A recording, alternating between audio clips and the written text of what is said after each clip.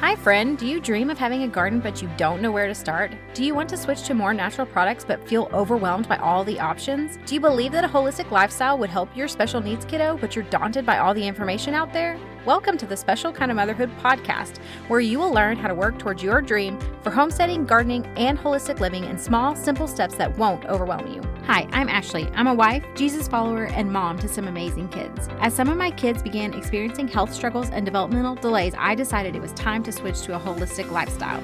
I quickly became stressed out and burnt out, feeling like I needed to change everything at once. I finally realized that I had to start making one small change at a time, then build from there. I learned to walk this holistic journey in a way that works for me and my family, without stress or overwhelm or constantly feeling like I wasn't doing enough. If you're ready to hear from another mama who understands what it's like to have no time and who can help you make changes towards better health for your family in a way that works for your specific life, then this is the podcast for you. Pop in your earbuds, reheat your coffee for the third time, and let's do this. Today, I have a special guest with me that I cannot wait to introduce you guys to. Sharon is actually a functional nutritional therapy practitioner, and she serves special needs parents and caregivers to help them better their health and enjoy their special family again. She has been a special needs caregiver for actually 20 plus years and enjoys gardening, going on nature trails, and rediscovering play. Sharon believes in stewarding and building one's health foundations by considering one's faith, relationships, lifestyle, and nutrition. She believes when we are well, we are better equipped to fulfill the work we've been called to do. Sharon, I am so excited to have you with me today. Could you tell us a little bit about you? You said you have been a caregiver for 20 plus years, so you can so relate to a lot of these mamas who are listening to my podcast. I would love to hear about you and your journey and how this nutritional therapy practitioner has all kind of played into that. Ashley, I'm super excited to be here. It's been the highlight of my week. I've been looking forward to our chat, so really glad to be here. Thanks for having me on. So I have been a caregiver for over 20 plus years, practically since my baby sister was born. I call her baby sister. She probably would tease me about that. But, so when she was, because I have a really big age gap between, my sister and I. So when she was born, my mom needed support, in caring for her. So I was really involved in, I would go to school in the day, but then come home and help take care of her in the afternoon and, in the early evening. So it's been a journey. And even, right up to a couple of years ago where we were, facing the pandemic, I was homeschooling her. And then now we still continue with the supplemental homeschooling and all that, supplemental schooling that is.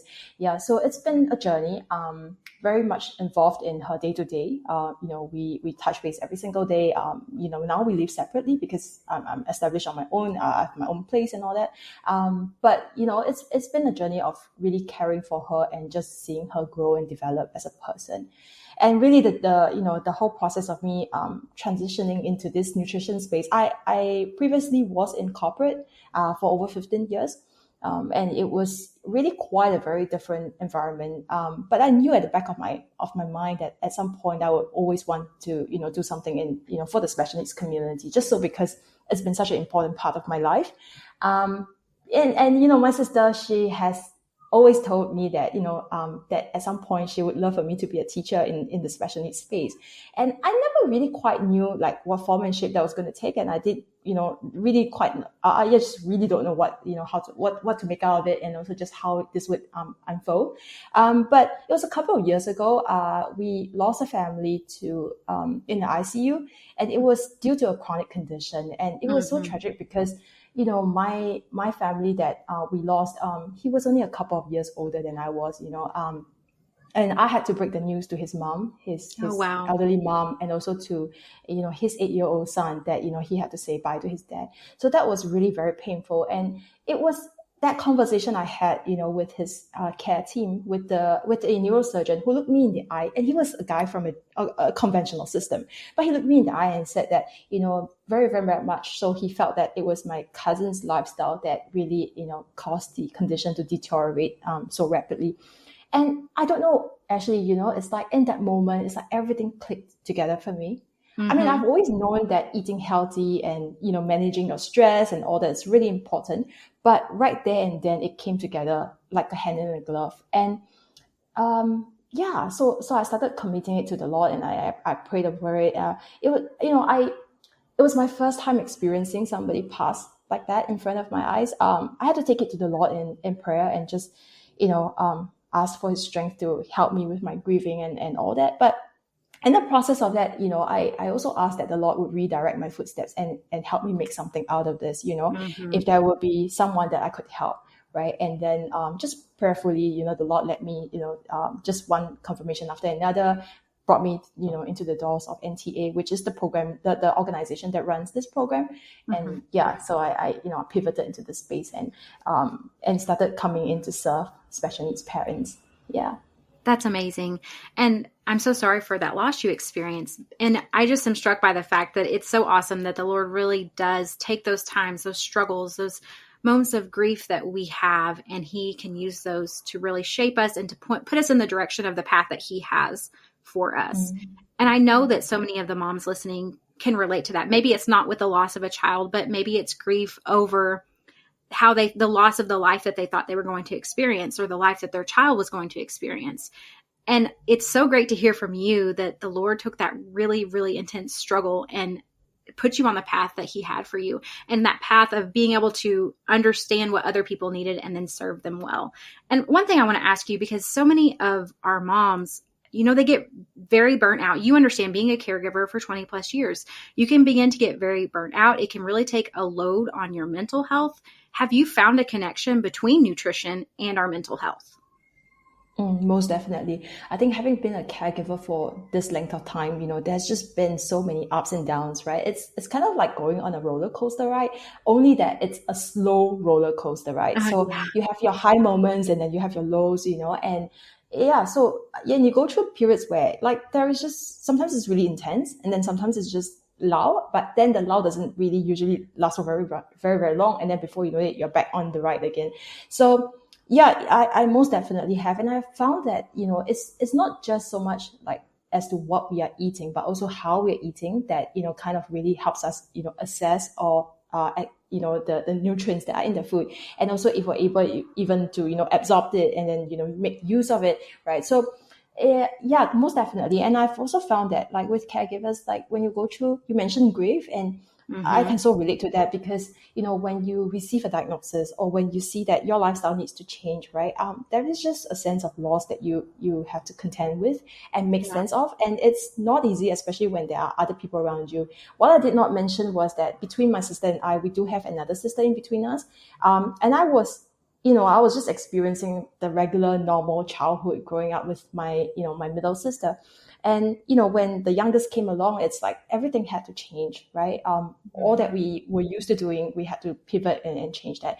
And it was not just changes, not just grief, but also a sense of stress and also a sense of, just at some point, it came to a point where, I had my moments where I started wondering, like, if I could even do this at all, and all of this is just, like all of these complex emotions that we go through as a caregiver, whether you be the parent or whether you be the sibling, it's hard to put a finger to it unless you're in it yourself and you can relate to that. But, I've been through that. And I think with regards to burnout specifically, I've also found that like just when you're so involved in the caregiving, it's so easy to just forget to take care of yourself.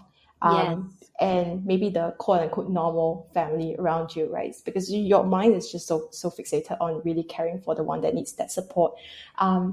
But I found that like also, in those periods of my life where I did not, nourish myself as adequately as I know I need to, I found that I've not been able to really just be not as competent really to be able to kind of handle the demands of the day.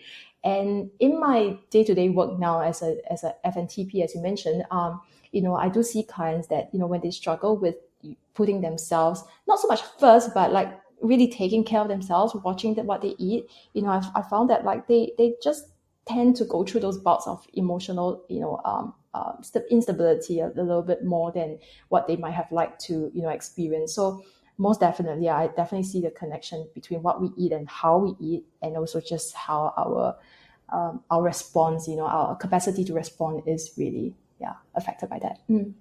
It's so interesting that you say that, because that was actually my exact experience. I had 3 children very quickly together. I had struggles with infertility for 5 years. And then I had my first child and then a set of twins very unexpectedly shortly after my first. And all 3 of them had delays. And so I was so hyper-focused on getting them what they need and helping them and all of these things that I ended up with a slew of health issues to the point where I actually, for several months, couldn't even care for my own kids really because I couldn't get up because I had dysautonomia and I had POTS and I had all of this stuff. And so I have been on a journey of really understanding that I have to prioritize myself. One of the things that I am not great about doing is actually remembering to eat. And so for the last 6 months, I have been in a program and working on resetting my hormones and making sure I'm eating consistently. And what I have found is that it feels very selfish at first, but I'm actually a lot better. I'm a better mom. I'm a better wife. I just show up better when I actually care for myself. And like you said, when you aren't caring for yourself, really, you kind of are running at a deficit. And so it's very hard to show up how you actually want to. And so it's like we feel like we have to just keep pushing ourselves to care for those we need. But what those we need, what those that we care for actually need is for us to take care of ourselves first. And not in, like you said, not in a way of like me first, but in, hey, this is the only body I have and I have to prioritize it. I want to be here for these little people that I love dearly. But that means I have to take care of me too. Yeah, spot on. Yeah. And, I can so relate to your story too, because you've shared, about your journey, right? Getting to where you are right now with 4 beautiful kids. And, I've just been thinking about that too, like when caregiving is a lifelong commitment, right? I mean, yes. As much as, and more often than not, you'll find that your children, like in my case, my sister, right? Very much so, I think, it's going to be a lifelong thing, and I'm very much committed to to her, even though I'm now married and I have a family of my own. But my husband and I, we've talked about just what the longer term plans are going to be. When my parents are no longer with us and all that. So we have had those conversations, and if I really think about it that way, like if you are a professional athlete, like would you cut yourself short in the area of nutrition or mental wellness or exercise and all that? You wouldn't, right? So why do we kind of think we can get away with not doing, those things for ourselves? And I find that even much more so because these are individuals, precious souls that are created by the Lord, and they need that support from us. And we are, out of all the people in this world, we have been given a special calling to care for them. Amen. And there is something to it. And I feel like that, it is our responsibility, if you will, or if you don't like that term, it is really just our privilege, right, to care for them. And what better way to do it than to steer ourselves, well in the Lord, and not to make health an idol, but to really just take care of this one and only life and one and only body that we have, right? Because there's no take two, right? Yeah. So I very much agree with what you're saying there, and I can relate to that very well. I love that because I actually often think what a privilege it is that the Lord entrusted me to care for children that really kind of need that extra protection, that extra help. It really is a privilege, and it's something that I don't take lightly because there is a lot of responsibility, but what an honor for me to be able to parent my children, to make sure I'm parenting my children in a way that honors them when they may not always have a voice to explain what they need or what would honor them. So I love that you touched on that. I did want to ask you, okay, so you said as far as like our mood and all of this, you said what we eat and how we eat it. Could you elaborate a little bit on that and what that looks like and what you mean by that? A lot of times when we're thinking about nutrition or even, just wanting to eat a little bit healthier, a lot of times we tend to just go right into the foods that we're thinking of. But a lot of, I think if we take a step back, just a couple of steps back, right, and really thinking, just think through like, okay, how is it that we are actually assessing, like how are we approaching this altogether? The thing is, just now I mentioned that you don't want to make health an idol. You don't want to neglect your health, but you also don't want to fall onto the other end of the spectrum and then you make health an idol. Now, in the process of trying to just better our health, we can go into a state of mind where, we become so worried or fixated or just so concerned with what is it that we're feeding ourselves or our children or our family that that whole process in and of itself can become very, very stressful, right? And the thing about stress is that it actually inhibits your body. It puts your body into, a fight or flight kind of mode, right? And it also inhibits the production, the healthy production and the healthy release of digestive, juices that would help you process the food that you're taking. So I think that's the part of the equation that a lot of people don't tend to think about. Like we worry about, whether this food is organic or not, or how, if it's healthy, quote unquote healthy or not. But then we don't often think about, like what is our state of mind when we are consuming that meal? Are we approaching the table with a sense of gratitude, to the Lord for his provision?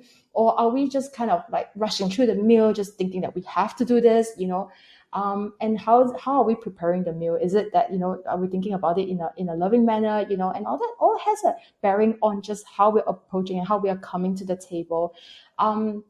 So biologically, physiologically, I think there is that direct impact also on just how, our digestive juices are able to be released, but also just what we eat. I think if you're thinking about just the kind of foods that are more supportive towards, mood stability, mental wellness, really you want to be really thinking about a little bit more of the healthy fats, the omega-3s, as opposed to the 6s.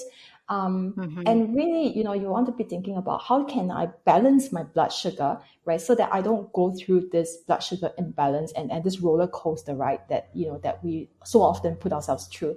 Because the thing about blood sugar balance is that it's not only impacted by what we eat, but it's also greatly impacted by our stress level and also our sense of mobility, our physical activity, whether we're moving through the day, all of those have a bearing on blood sugar. And why blood sugar is that, blood sugar, there is a strong connection between blood sugar and also our mental state of mind, especially as it relates to things like depression. And I didn't mention this in our chat earlier, but I also volunteer with an organization that supports families that are incarcerated.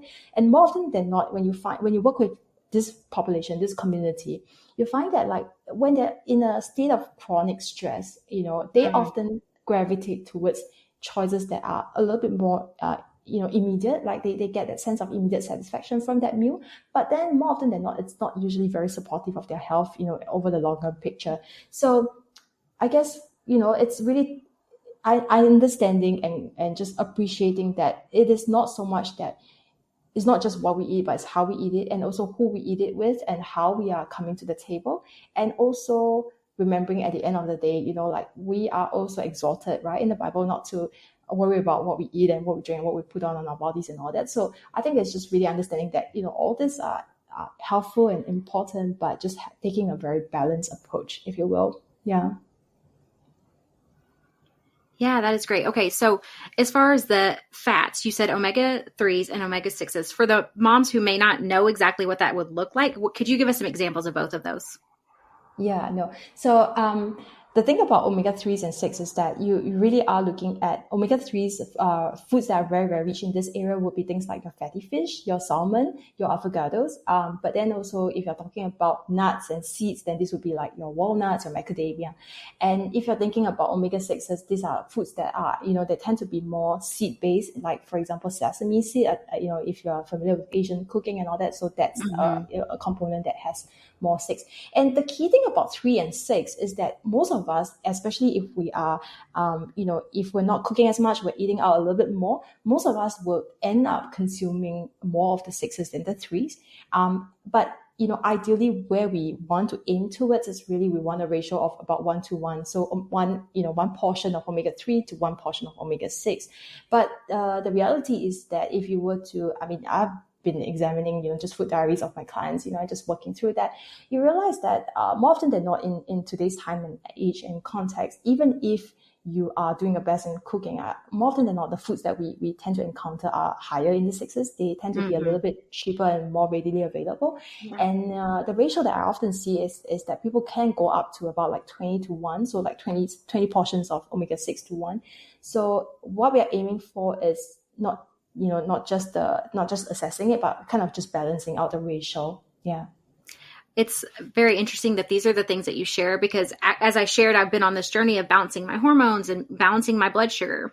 And that is what I have found is like consuming good quality fats and keeping my blood sugar balanced makes a world of difference in my mood and in how I feel. And so it's nice to hear you say this as I'm actually living this out in my own life as well.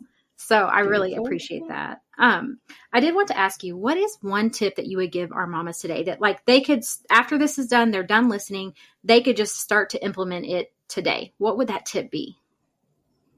I think tip number one is, and or rather the top tip I can think of is that really if they could just take a moment to take a pause in the day and just dream, just pray, just think, what is it that they want for their health, and also what is it that they want for the health of their family. Mm-hmm. I think sometimes with our pace of life, and especially with the demands of caregiving, it can be difficult to find those moments, right? But it doesn't even have to take very long. It could be even in the shower, even, who knows how the Lord will lead. But, even just taking a few moments to just pause and think. Yeah, I think that can be so tremendous. Yeah, and then just give it over to the Lord in prayer and see how He Yeah. would direct it. Yeah. I love that.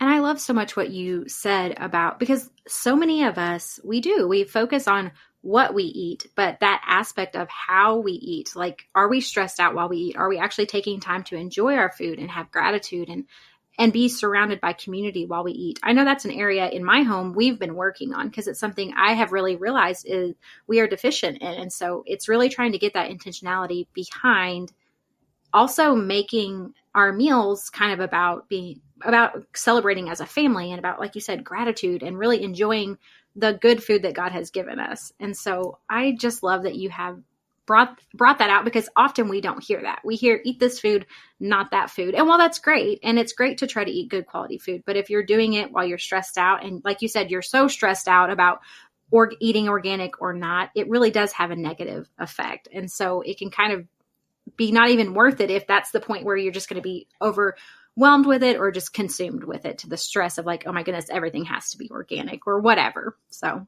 Yeah, and it's not like, for us as caregivers, our stress bucket is like, empty or something, right? It's not like we need more stress, right?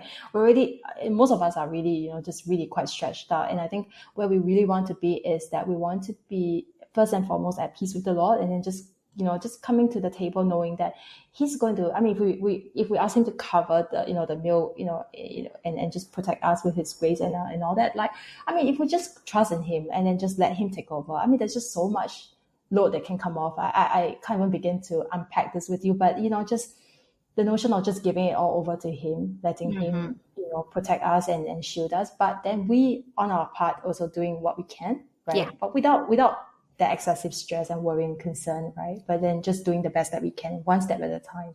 And that's really kind of like the slogan, if you will, that I use even with my clients. I like to tell them one bite at a time, just one shelf at a time, one bowl at a time, just one thing at a time. Because, I used to be a person that wanted, go big or go home. I was that kind of person. And being in corporate for that length of time, it was just something that was so ingrained in me.